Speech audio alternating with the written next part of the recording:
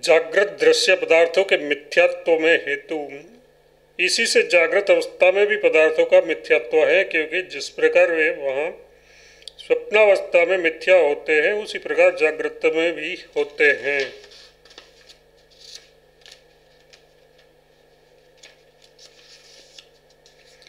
केवल शरीर के भीतर स्थित होने और स्थान के संकुचित होने में ही स्वप्न दृष्ट पदार्थों का भेद है।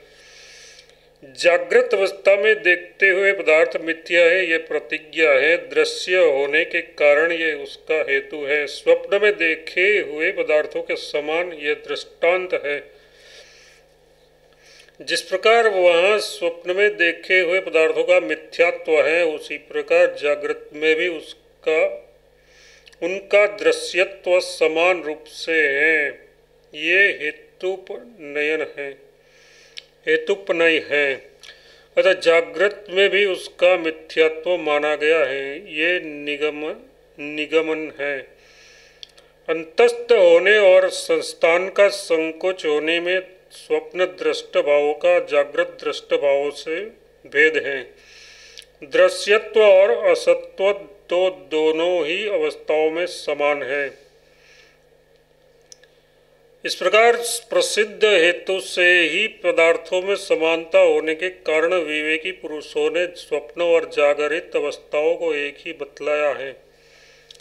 पदार्थों के ग्राहकत्व प्रसिद्ध हेतु से समानता होने के कारण ही विवेकी पुरुषों ने स्वप्न और जागरित अवस्थाओं का एकत्व प्रतिपादन किया है। इस प्रकार यह पूर्व प्रमाण से सिद्ध हुए हेतु का ही फल है। जागृत अवस्था में दिखलाई देने वाले पदार्थों का मिथ्यात्व इसीलिए भी है क्योंकि आदि और अंत में उसका अभाव है। जो आदि और अंत में नहीं है, अर्थात आदि और अंत में सुदृप है, वह वर्तमान में भी वैसा ही है।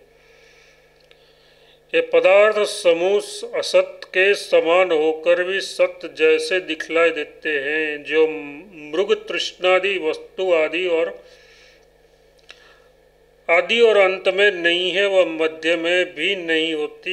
ये बात लोक में निश्चित ही है। इसी प्रकार ये जागृत अवस्था में दिखलाई देने वाले भिन्न भिन्न पदार्थ भी आदि और अंत में न होने से मृग तृष्णा आदि असद वस्तुओं के समान होने के कारण असत ही है। तथापि मूढ़ अनात्मज्ञ पुरुषों द्वारा वे सद्रूप समझे जाते हैं। शंका। स्वप्न दृश्यों के समान जागृत अवस्थाओं के दृश्यों का भी जो असत्व बतलाया गया है वह ठीक नहीं है, क्योंकि जागृत द्रव्य अन्नपान और वाहन आदि पदार्थ भूख प्यास की निवृत्ति तथा गमनागमन आदि कार्यों के करने के कारण प्रयोजन वाले देखे गए हैं, किंतु स्वप्न दृश्यों के विषय में ऐसी बात नहीं है। अतः स्वप्न दृश्यों के समान जागृत दृश्यों की असत्यता केवल मनोरथ मात्र है।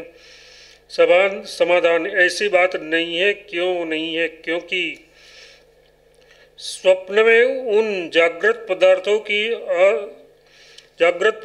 की सप्रयोजनता में विपरीतता आ जाती है। अतः आदि अंत युक्त होने के कारण वे नित्य मिथ्या ही माने गए हैं। जागृत अवस्था में जो अन्न पानादि की सप्रयोजनता देखी गई है वह स्वप्न में नहीं रहती। जागृत अवस्था में खा पीकर तृप्त हुआ पुरुष तृषा रहित होकर सोने पर भी स्वप्न में अपने को सुधा पिपासा आदि से आर्त दिन रात उपवास किया हुआ और बिना भोजन किया हुआ मानता है। जिस प्रकार की स्वप्न में खा पीकर जगा हुआ पुरुष अपने को तृप्त अनुभव करता है, अतः स्वप्नावस्था में जागृत दृश्यों की विपरीतता देखी जाती है। इसीलिए स्वप्न दृश्यों के समान उनकी असत्यता को भी हम शंका न करने योग्य मानते हैं। इस प्रकार दोनों ही अवस्थाओं में आदि अंतत्व समान है, अतः वे निश्चित मिथ्या ही माने गए हैं। स्वप्न और जागृत पदार्थों के समान होने से जागृत पदार्थों की जो असत्यता बतलाई गई है वह ठीक नहीं है, क्यों? क्योंकि ये दृष्टांत सिद्ध नहीं हो सकता। क्यों ये दृष्टांत सिद्ध नहीं हो सकता? कैसे सिद्ध नहीं हो सकता? क्योंकि जो पदार्थ जागृत अवस्था में देखे जाते हैं वही स्वप्न में नहीं देखे जाते।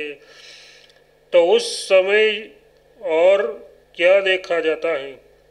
स्वप्न में तो ये अपूर्व वस्तुएं दिखलाता है, अपने को 4 दांतों वाले हाथी पर चढ़ा हुआ तथा 8 भुजाओं वाला मानता है। इसी प्रकार स्वप्न में और भी अपूर्व वस्तु देखा करता है। वे किसी अन्य असत वस्तु के समान नहीं होती, इसीलिए वे असत ही है।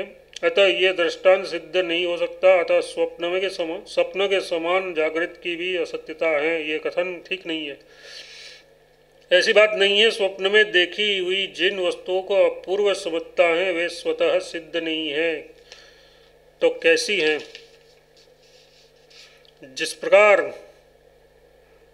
इंद्रादि स्वर्ग निवासियों की सहस्त्र नेत्रादित्व अलौकिक अवस्थाएं सुनी जाती है, उसी प्रकार यह स्वप्न भी स्थानीय मतलब स्वप्न दृष्टा आत्मा का अपूर्व धर्म है। उन स्वप्न पदार्थों को ये इसी प्रकार जानकर देखता है जैसे कि इस लोक में किसी मार्ग विशेष के संबंध में सुशिक्षित पुरुष उन मार्ग से जाकर अपने अभीष्ट लक्ष्य पर पहुंचकर उसे देखता है। वे स्थानीय का अपूर्व धर्म ही है। स्थानीय यथार्थ स्वप्न स्थान वाले दृष्टा का ही धर्म है। जैसे कि स्वर्ग निवासी इंद्रादि के सहस्त्रात्मदि धर्म है, उसी प्रकार स्वप्न दृष्टा का यह अपूर्व धर्म है। दृष्टा के स्वरूप के समान ये स्वतः सिद्ध नहीं है। इस प्रकार के अपने चित्त द्वारा कल्पना किए हुए उन धर्मों को ये जो स्वप्न देखने वाला स्थानीय है, स्वप्न स्थान में जाकर देखा करता है। जिस प्रकार इस लोक में देशांतर के मार्ग के विषय में सुशिक्षित पुरुष उस मार्ग से देशांतर में जाकर वहाँ के पदार्थों को देखता है, उसी प्रकार वह भी देखता है। अतः जिस प्रकार स्थान की धर्म रज्जु सर्प और मृगतृष्णा आदि की असत्यता है, उसी प्रकार स्वप्न में देखे जाने वाले अपूर्व पदार्थों का भी स्थानीय धर्मत्व ही है। अतः वे भी असत्य है। इसलिए स्वप्न दृष्टांत की असिद्धता नहीं है।